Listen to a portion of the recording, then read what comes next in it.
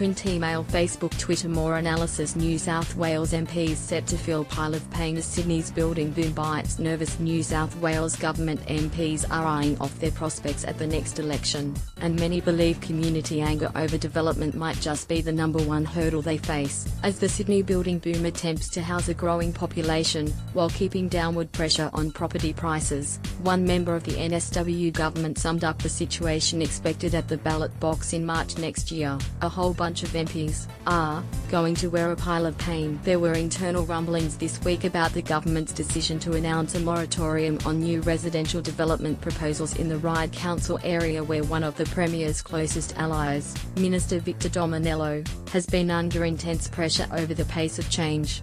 "The idea of giving Ryde a moratorium is a terrible idea," one minister told the ABC. "Now my constituents are asking me why we can't have the same in our area." Another backbencher described the idea as pure madness that was unfair on the rest of us.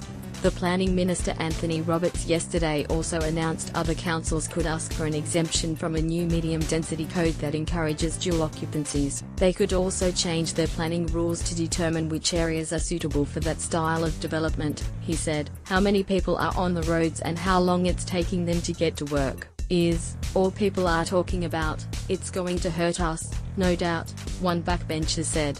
"It's a problem that can feed into someone's mind in any electorate," another minister said. Planning problems. Others were worried the government's flip-flopping on planning was doing more damage.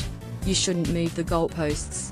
It's dangerous," one MP said. Many in the NSW government are united in blaming local councils for creating development headaches, but they're divided over whether or not voters will care who is responsible when they head to the polls. "Voters largely don't make that distinction between local and state government when it comes to this sort of stuff," one backbencher said.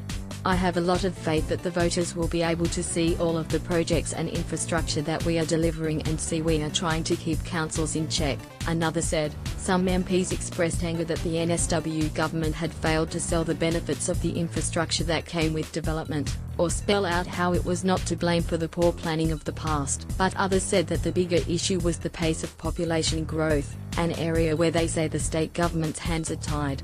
"Blame the federal government," one backbencher said. "They don't want to talk about population growth, but it's the Commonwealth who can pull the lever